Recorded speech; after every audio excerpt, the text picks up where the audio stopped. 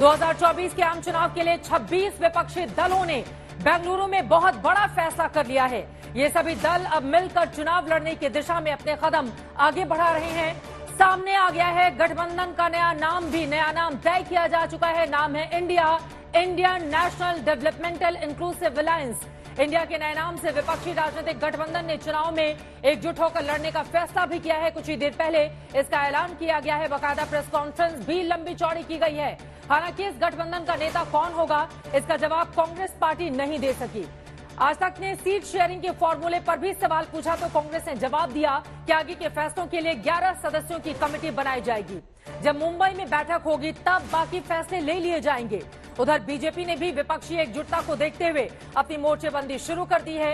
NDA के 38 दलों की बैठक दिल्ली में कुछ ही देर में होने वाली है। इसके पहले प्रधानमंत्री नरेंद्र मोदी ने बेंगलुरु में हुई विपक्षी दलों की बैठक को भ्रष्टाचार और परिवारवादी पार्टियों का गठजोड़ करार दिया है। पीएम मोदी ने विपक्ष की बैठक को कट्टर भ्रष्टाचारी सम्मेलन कहा, जबकि विपक्षी दलों ने दावा किया है कि देश को गरीबी, बेरोजगारी, बदहाली से बचाने और लोकतांत्रिक व्यवस्था को बनाए रखने के लिए वो एकजुट होकर लड़ेंगे। ऐसे में सवाल है कि क्या 26 दलों की ताकत के सामने एनडीए के 38 दल अपना दम दिखा पाएंगे? क्या 2024 के चुनाव में बीजेपी के सामने बड़ी चुनौती खड़ी हो गई है? क्या विपक्षी एकजुटता के मंच पर पहुंचे दलों के अंदर चुनाव से पहले टिकट बंटवारे पर बड़ी हलचल मच सकती है?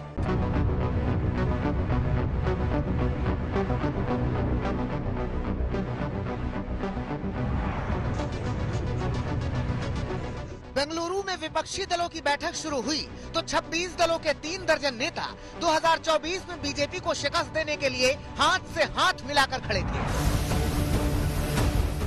इधर बीजेपी की ओर से एनडीए की बैठक में 38 दलों का दम दिखाने वाली बीजेपी की ओर से पीएम मोदी ने विपक्षियों के खिलाफ मोर्चा खोल रखा था।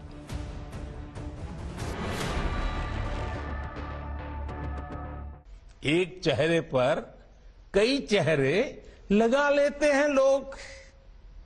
आप देखिए ये लोग कितने चेहरे लगाकर बैठे हैं।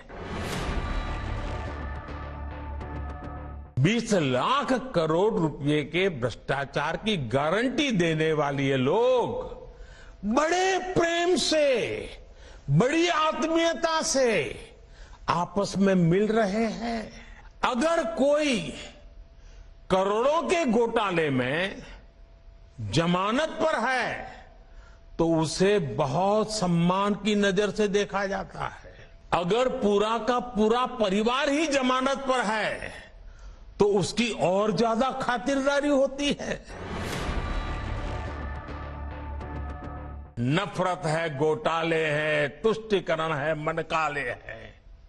परिवारवाद की आग के दशकों से देश हवाले हैं। बेंगलुरु में 26 दल जुटे हैं। दिल्ली में 38 दलों की बैठक है।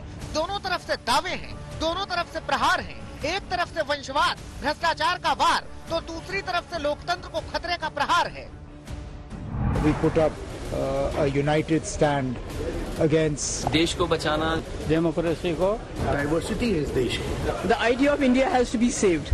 There is so much of inflation, there is so much of unemployment. Outcome may be the good for the people of this country. विपक्ष एकजुटता की राह पर है। महासमर का मंत्र तैयार किया जा रहा है, लेकिन इस एकजुटता के खिलाफ अभी से कुछ आवाजें भी हैं। मैंने अपना हाईकमांड से अपील किया है, जिसके हाथ हमारे कर्मियों के खून से रंगे हुए हैं, उसके साथ किसी भी तरह का समझौता, किसी भी तरह का सीट एडजस्टमेंट नहीं होना चाहिए। विपक्षी दलों की एकजुटता से बीजेपी के अंदर हलचल तो है। 38 दलों के नेताओं को दिल्ली में मंथन के लिए बुलाया गया है। विपक्षी गठबंधन से मुकाबले की प्लानिंग तैयार की जाने वाली है।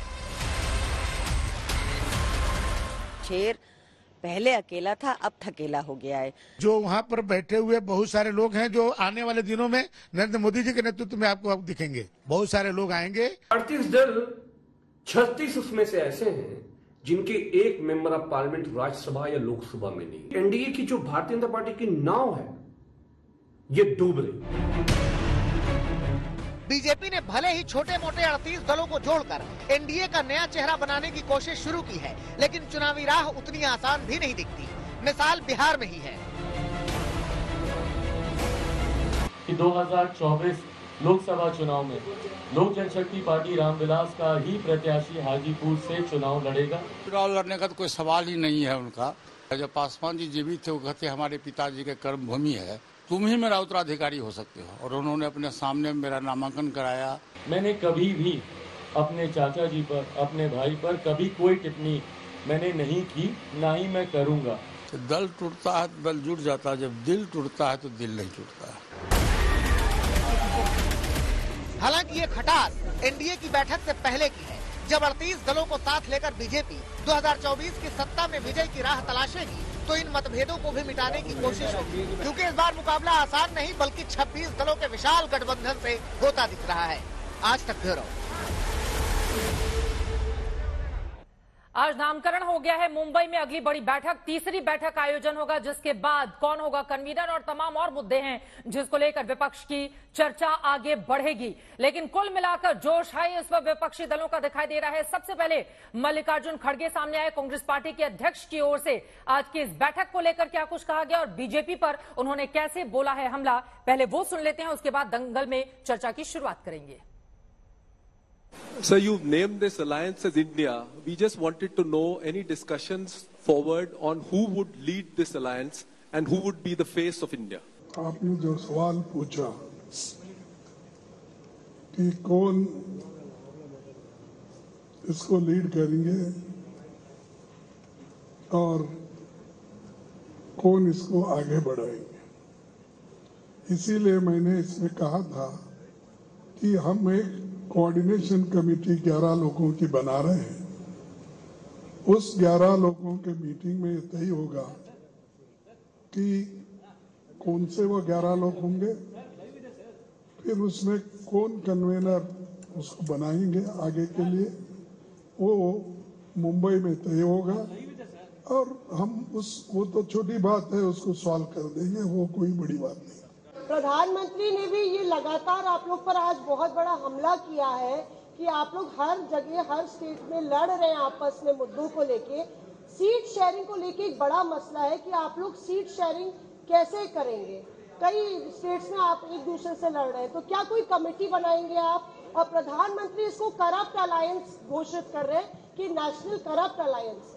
देखिए, ये कोई बड़ी बात नहीं। मैंने कहा कि 11 लोगों की कमेटी जो बना रहे हैं उसमें ये सब डिस्कशन होगा और सीट शेयरिंग तो एक हो जाएगा, जहाँ कैसा करना ये हमारे अभी सभी नेता लोग मिलके और कमेटी मिलके वो तय करेगी, उसकी कोई बड़ी बात नहीं है।